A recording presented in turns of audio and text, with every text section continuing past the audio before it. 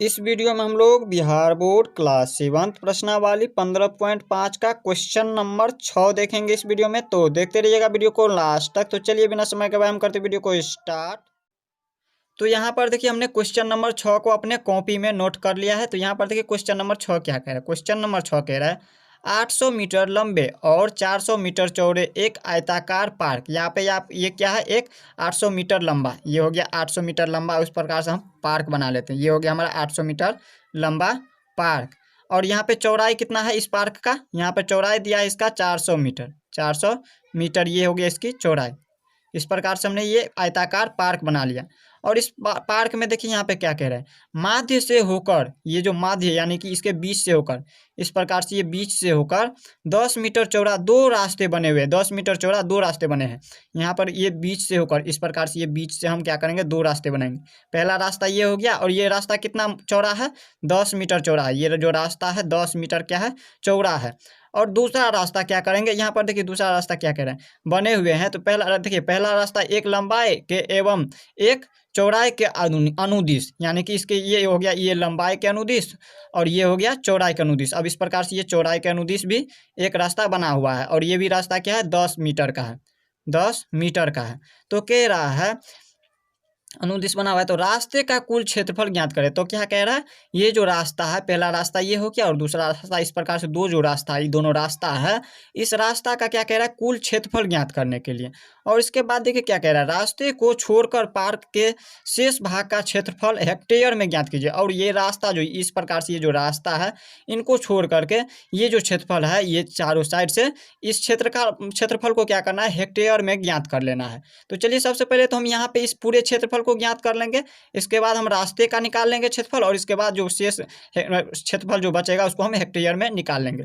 तो यहाँ पर सबसे पहले हम बड़े क्षेत्रफल, यहाँ पे देखिए ये जो बड़ा है, ये जो इस प्रकार से है, ये क्या है, आयताकार है। तो हम क्या करेंगे, लिखेंगे यहाँ पे, इसको हम कुछ मान लेते हैं। इसको पहले हम लिख लेते हैं, ये मान लेते हैं ए, इसको बी मान लेते हैं, इसको मान लेते हैं सी, और इसको मान लेते हैं डी।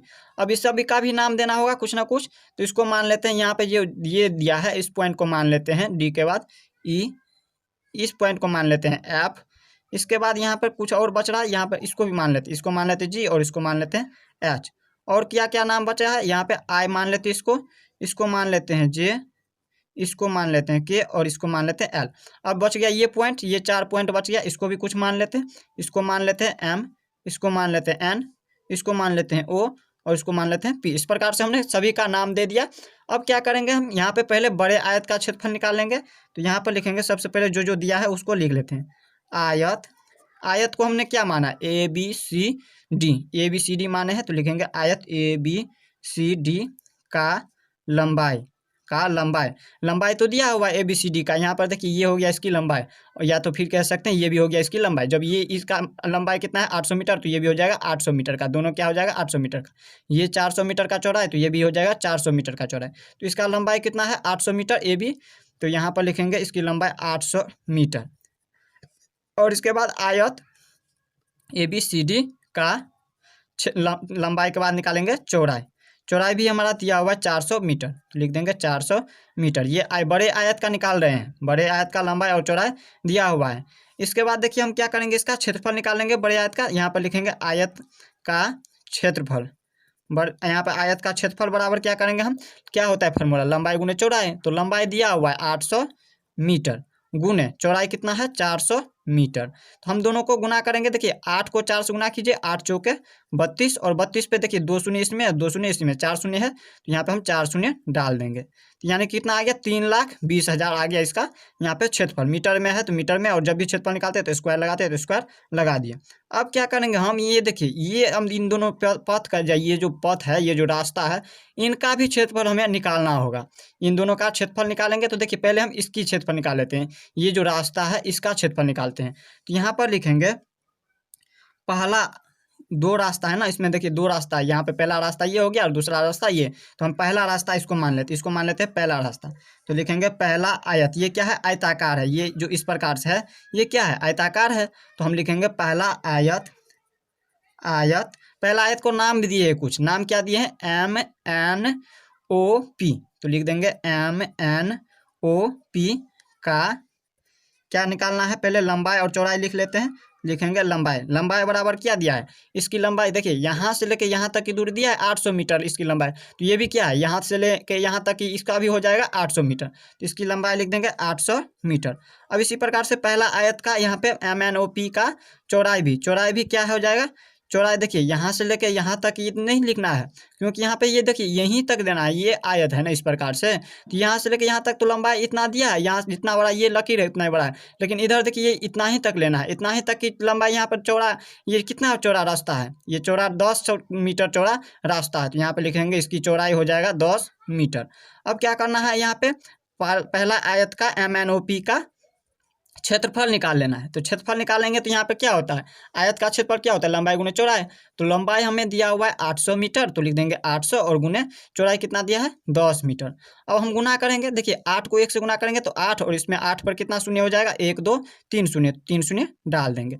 ये हो गया 8000 क्या चीज़ हो गया, मीटर स्क्वायर में। क्षेत्रफल निकाल रहे हैं तो मीटर में है तो मीटर और स्क्वायर लगा दिए। अब क्या करेंगे, हम दूसरा आयत का क्षेत्रफल निकालेंगे। ये भी आयत है, ये क्या है, ये इस प्रकार से, ये क्या है, ये जो रास्ता है निकला हुआ ये भी क्या आयताकार है। तो दूसरा आयत इसको मान लेते हैं, पहला तो इसको माने हुए थे, निकाले हुए थे। अब दूसरा आयत निकाल लेते हैं, यहाँ पर लिख देंगे दूसरा आयत। दूसरा आयत को क्या माने हुए हैं, EFGH। EFGH का लंबाई बराबर क्या हो जाएगा, इसका लंबाई क्या हो जाएगा, यहाँ से लेके यहाँ तक की दूरी दिया हुआ है, जो बड़ा लकीर रहता है उसको कहते हैं लंबाई। तो ये यहाँ से लेके यहाँ तक की दूरी दिया है 400 मीटर, तो ये हो गया इसकी लंबाई, 400 मीटर इसकी लंबाई हो गया। और चौड़ाई यहाँ से लेके यहाँ तक की दूरी कितना है, यहाँ से लेके यहाँ तक की चौड़ा रास्ता, ये कितना लंबा चौड़ा रास्ता है, ये देखिए ये जो रास्ता है ये 10 मीटर चौड़ा है रास्ता। तो 10 मीटर चौड़ा है तो ये क्या हो जाएगा इसकी चौड़ाई, यहाँ पे दूसरा आयत का चौड़ाई हो जाएगा 10 मीटर। तो यहाँ पे लिखेंगे दूसरा आयत EFGH का क्षेत्रफल निकालना है, तो अब लिख देंगे क्षेत्रफल। तो देखिए क्षेत्रफल निकाल रहे हैं तो यहाँ पे लंबाई गुने चौड़ाई होता है आयत का क्षेत्रफल। तो लंबाई दिया है 400, तो लिख देंगे 400 और गुने चौड़ाई कितना है, चौड़ाई है 10 मीटर, तो लिख देंगे 10। अब देखिए इसमें भी हम गुना कर लेंगे, 4 को 1 से गुना करेंगे तो 4 और इसमें कितना शून्य हो जाएगा, 1 2 3 शून्य, 1 2 3 शून्य। अब देखिए इसकी यहाँ पे बड़े आयत का, यहाँ पे देखिए इसमें 2 आयत था, तो पहला आयत इस प्रकार से इसका भी क्षेत्रफल निकल गया और दूसरा आयत इस प्रकार से है इसका भी क्षेत्रफल निकल गया। अब क्या करेंगे हम, इसमें देखिए ये जो वर्ग है इसका भी क्षेत्रफल निकाल लेंगे, हम वर्ग का भी क्षेत्रफल निकालेंगे। अब यहाँ पे निकालेंगे वर्ग का क्षेत्रफल। वर्ग क्या क्या है, यहाँ पर देख लीजिए वर्ग दिया हुआ है IJKL। तो वर्ग IJKL का भुजा बराबर कितना है, यहाँ पर देखिए IJKL भुजा कितना है, देखिए चारों भुजा समान है ना इसकी, ये भी 10 मीटर, ये भी 10 मीटर लंबा है, सॉरी चौड़ाई है इसकी रास्ता, ये भी 10 मीटर और ये भी 10 मीटर, यानी कि इनकी चारों भुजाएं क्या है 10 मीटर की है। जब चारों भुजाएं समान है तो ये वर्ग हुआ, इसीलिए यहाँ पे वर्ग का भुजा क्या होता है, वर्ग का भुजा 10 मीटर है दिया हुआ, तो यहाँ पे लिख देंगे 10 मीटर, ये दिया हुआ है। अब क्या निकालना है, वर्ग का क्षेत्रफल निकालना है। तो यहाँ पे वर्ग का क्षेत्रफल बराबर लिखेंगे वर्ग IJKL का क्षेत्रफल, इसका क्षेत्रफल निकालेंगे। तो वर्ग का क्षेत्रफल क्या होता है, वर्ग का क्षेत्रफल होता है भुजा गुने भुजा, याद रखिएगा भुजा गुने भुजा। तो भुजा हमारा निकल चुका है 10, तो यहाँ पे लिखेंगे 10 और गुने 10, भुजा गुने भुजा, भुजा की जगह पर लिख दिए 10 गुने 10, मीटर में है तो लिख देंगे मीटर में। और अब गुना करेंगे इसको, तो देखिए 1 को 1 से गुना करेंगे तो 1 और इसमें कितना शून्य है, 1 और 1 2 शून्य, तो 2 शून्य डाल देंगे और ये यहाँ पे लगा देंगे स्क्वायर, क्योंकि यहाँ पे क्षेत्रफल निकाल रहे हैं। अब देखिए वर्ग का भी क्षेत्रफल निकल गया। अब क्या करेंगे हम, अब देखिए यहाँ पर क्या कह रहा था, यहाँ पर कह रहा था, यहाँ पर जब सब कुछ निकल चुका है तो अब कह रहा है रास्ते का कुल क्षेत्रफल ज्ञात कीजिए। ये जो रास्ता है ये इस प्रकार से, ये क्या है, ये रास्ता है और इस रास्ता का क्या करना है, हमें क्षेत्रफल निकालना है। तो रास्ता का क्षेत्रफल निकालने के लिए हम क्या करेंगे, हम यहाँ पर लिखेंगे, पहले लिख लेते हैं, यहाँ पर लिख देते हैं रास्ते का क्षेत्रफल। रास्ते का क्षेत्रफल बराबर लिखेंगे, देखिए ये जो पहला आयत है और ये दूसरा आयत है, इन दोनों आयत को क्या करेंगे, जोड़ देंगे और इसमें से क्या करेंगे, वर्ग जो निकला है वर्ग का क्षेत्रफल वो हम क्या करेंगे, माइनस कर देंगे। तो पहला आयत क्या है लिख देते हैं, पहले हम इसको हम एक बार लिख लेते हैं, यहाँ पे लिख लेते हैं पहला आयत का क्षेत्रफल जोड़ दूसरा आयत का क्षेत्रफल, और इसमें से हम क्या करेंगे, माइनस कर देंगे वर्ग का क्षेत्रफल। तो अब देखिए यहाँ पे क्या हो जाएगा, पहला आयत का क्षेत्रफल कितना निकला हुआ है, पहला आयत का क्षेत्रफल देखिए निकला हुआ है 800, सॉरी यहाँ पे कितना निकला है 8000 मीटर स्क्वायर, तो लिख देंगे 8000 मीटर स्क्वायर। और इसमें से माइनस प्लस कर रहा है, प्लस का चिन्ह है तो प्लस का चिन्ह। दूसरा आयत का क्षेत्रफल कितना निकला, 4000 मीटर स्क्वायर में, मीटर स्क्वायर, तो लिख देंगे 4000 मीटर स्क्वायर। और इसमें से माइनस कितना करना है, माइनस करना है वर्ग का क्षेत्रफल। वर्ग का क्षेत्रफल कितना है, 100 मीटर स्क्वायर। तो इसमें से हम क्या करेंगे, इनको कोष्ठ में बंद कर देते हैं, माइनस में लिख देते हैं 100 मीटर स्क्वायर। अब इन दोनों को जोड़ेंगे, अब इन दोनों को जोड़िए, यहाँ 12000 हो गया, तो 12000 इस प्रकार से लिख देंगे, इकाई दाएं सैकड़ा हजार दस है 12000, और 12000 में से माइनस कितना करना है, 100 मीटर स्क्वायर क्या करना है, माइनस करना है। तो यहाँ पर देखिए 12000 में से हम 100 को माइनस करेंगे तो कितना हो जाएगा, 11900, और मीटर स्क्वायर में है तो लिख देंगे मीटर स्क्वायर में, क्योंकि यहाँ पे क्षेत्रफल पहले निकाल रहे थे तो इसलिए हम मीटर स्क्वायर लगा दिए। तो ये निकल चुका है रास्ते का क्षेत्रफल, रास्ते का तो क्षेत्रफल निकल गया। अब क्या कह रहा है, इसके साथ साथ यहाँ पे देखिए और भी कुछ कह रहा है। अब कह रहा है इसके बाद यहाँ पर देखिए, रास्ते को छोड़कर, ये जो रास्ता है इस प्रकार से, और इधर ये रास्ता है, इसमें दो रास्ता है, तो ये रास्ता को छोड़ करके यहाँ पे कह रहा है पार्क के शेष भाग का क्षेत्रफल हेक्टेयर में निकालने के लिए। ये जो पार्क है ये क्या है, ये पार्क है, और इस पार्क का जो ये जो शेष क्षेत्रफल, इन रास्तों को छोड़ करके जो ये चारों भाग चारों साइड से है, इनका क्षेत्रफल क्या करना है, हमें हेक्टेयर में निकालना है। तो चलिए इसको भी हमें हेक्टेयर में निकाल लेते हैं।